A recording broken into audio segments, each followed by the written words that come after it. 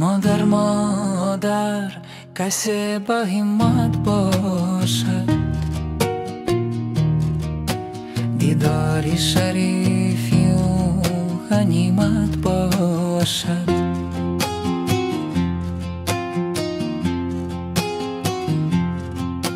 مادر کسی با همت باشد، دیداری شریفی و غنیمت باشد. از پند و دعای او بگیر ارزانی، فردا چی کنی که گنج خیمت باشد.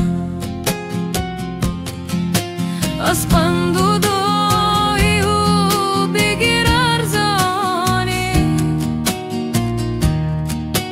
فردا چی کنی